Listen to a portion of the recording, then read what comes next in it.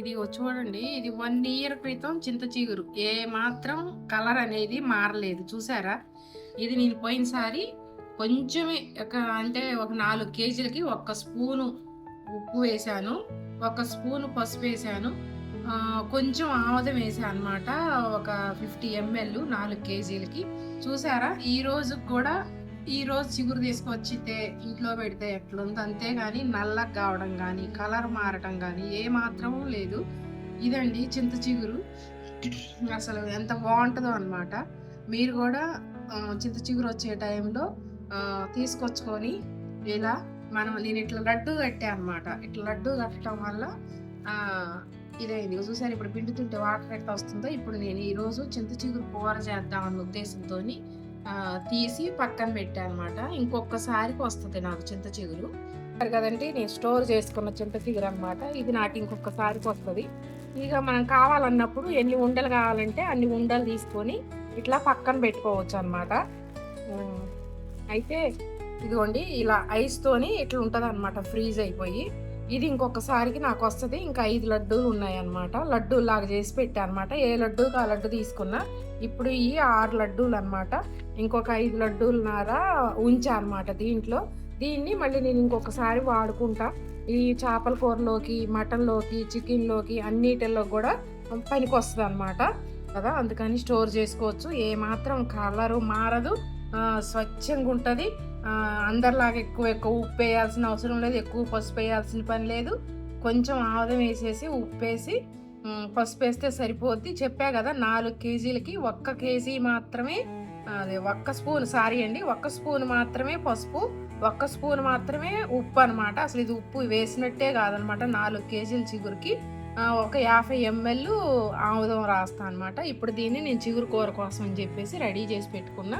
మీరు కూడా నన్ను చూసి స్టోర్ చేసుకుంటారన్న ఉద్దేశంతో మీకు ఈ వీడియో పెడుతున్నా. ఇగో నేను ఇప్పుడు ఈ చింత చిగురు కూరకి ఉల్లిగడ్డలు కోసాయండి. చూసారా ఎంత సన్నగా కోసానో. నేను అమెరికా నుంచి ఒక 25-30 చాకులు తీసుకొచ్చా.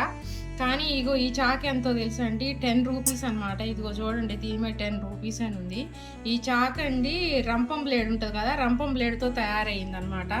ఇది రంగు కొంచెం రోజు తీసి శుభ్రంగా కడిగి పెడతా ఉన్నా, తీయంగా పోతుంది. కానీ ఇది పిట్ట కొంచెం కూతగనమని బొమ్మనా సెంటర్ ఉంది కదా ఖమ్మంలో, రూపాయి సామాన్ కొట్టు ఉంటుంది కదా, ఆ కొట్టులో తీసుకున్న 10 రూపీసే. నేను తీసుకొచ్చిన 30 కత్తులు కూడా దీని కింద బలాదూర్ అనమాట. కోస్తా ఉంటే కొయ్య బుద్ధి అవుతుందండి. ఈ చాకుతోని సింపుల్గా ఉంటుంది, తేలిగ్గా ఉంటుంది, కోసినట్లు అనిపించదు. ఎంత కోస్తుంటే అంత కొయ్య బుద్ధి అవుతూ ఉంటుంది అనమాట. 10 రూపీసే. కానీ ఈ కత్తి మామూలుది కాదండి, అంత ఈజీగా ఉంటుంది. రంపం బ్లేడ్ కదా ఇది, అందుకని చాలా బాగా వస్తుంది. సింపుల్ గొయ్య బుద్ధి అయింది. నేను ఈ చెక్కనే నేనేమి కడిగి ఎప్పటికప్పుడు కడుగుతా, ఎండలో పెడతా కంపల్సరీ, ఎందుకంటే బ్యాక్టీరియా ఉంటుంది చక్కదని చెప్పేసి. ఇప్పుడు నేను దీని మీదే కోసాను. అయితే ఇదేంది ఇంత పచ్చగా ఉంది చింత చిగురులోకి అనుకుంటున్నారా? నేను కరేపాకు మా ఫ్రెండ్ ఇచ్చినప్పుడల్లా నేనేందంటే దారుణంగా వేస్తాను అనమాట. విడిగా ఆకులు వేస్తే తినరనమాట. సందెట్లో సడమే అని దీంట్లో కలిపేసామనుకోండి, చింత చిగురుతో పాటు ఇది కూడా మెల్ట్ అవుతుంది, తీయడానికి అవకాశం ఉండదు, ఎక్కువ ఫైబర్ ఉంటుంది. ఫైబర్ అని చెప్తుంటుంది, ఎప్పుడు అనుకుంటారు. అవునండి, ఆకుకూర ఈ కరేపాకు ఫైబర్ ఉంటుంది, విటమిన్ ఏ ఉంటుంది, అన్నీ ఉంటాయి. మనమేమో 1-2 ఇట్లా తీసేస్తే పక్కకు పడేస్తారు. నేను ఎక్కువ కరేపాకు ఉన్నప్పుడు ఏ కూరలోనైనా ఇలా సన్నంగా తరిగి వేస్తే ఇక ఆ కూరల్లో కలిసిపోతుంది, తీయడానికి అవకాశం ఉండదు. లేకపోతే ఎంత కరేపాకు వేసినా అది ఇదని అరుస్తూ ఉంటారు.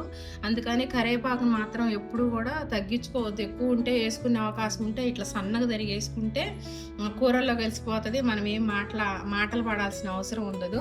అందుకని ఈ చిగురులో ఇప్పుడు ఇంత కరేపాకు వేసుకుంటూ ఉల్లిగడ్డల కూర చేస్తా. ఇలాంటి చాకు అయితే మాత్రం చాలా బాగుంది. నేను ఇది ఎందుకు ప్రమోట్ చేస్తానంటే, మంచిగా ఉండదు అయితే నేను చేయను. 10 రూపాయలే బొమ్మనా సెంటర్లో తీసుకున్నా. మీరు ఎప్పుడన్నా వెళ్తే కనుక ఈ 10 రూపీస్ పెట్టి చాకు మాత్రం కొనుక్కోండి.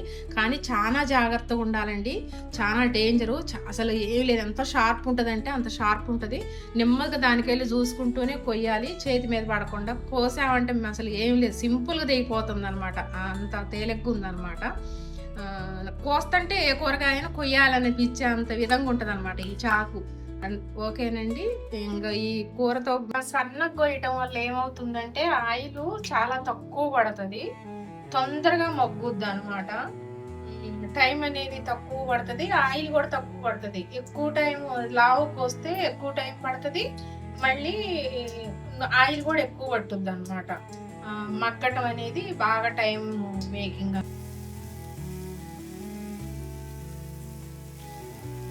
ఇవంతా కరివేపాకే. చూసారుగా ఇంకా చింతచిగురు వేయలేదు నేను. మొత్తం కరివేపాకు. ఇంకేడ తీస్తారండి, ఏడదామన్నా వాళ్ళు అవ్వగాదు. ఇంకో ఉప్పు వేసా అన్నమాట. ఉప్పు వేస్తే ఏంటంటే ఇంకా తొందరగా మగ్గుద్ది. మూత పెట్టేస్తే అన్నడగా మగ్గుద్ది. చూడండి మగ్గింది. ఇంకో దాంట్లో నుంచి నూనె బయటికి రావాలన్నమాట. అప్పుడు కూర మగ్గినట్టు. ఇంకో ఈ కారం వేరే పెట్టుకున్నా కదా, ఏ కూరల్లోనైనా రారాజు ఈ కారమేనని ఇదే కారం వేస్తున్నా. నేను సుమారుగా చూసే వేస్తా అనమాట. నాకు అందాజుగా చింత చిగురు కొంచెం ఎక్కువే పట్టిద్దండి కారము, అందుకని కొంచెం ఎక్కువే వేసా. ఇక నేను వేసిందే నూనె చాలా తక్కువ, గిచ్చి గిచ్చి వేస్తా కదా, తక్కువ కొలెస్ట్రాల్ అని. ఇంకా ఇలా చింత చిగురు కూరని మనం మగ్గించుకుంటే ఇక ఒక 2 నిమిషాలు ఉంచేసి మగ్గించిన తర్వాత బంద్ చేస్తే చింత చిగురు కూర రెడీ. ఓకే, అయిపోయింది కూర.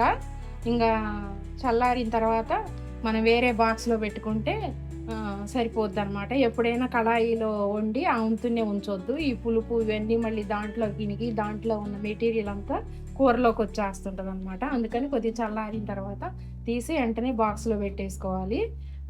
ఏంటంటే ఈ కళాయి చాలా తక్కువ నూనె పట్టిద్ది అనమాట. అసలే నేను తక్కువ వేస్తా, మళ్ళీ ఇంకా తక్కువ పట్టిద్ది అనమాట. చూసారుగా అయిపోయింది చింత చిగురు కూర రెడీ. ఇంకా తినటమే తరువాయి.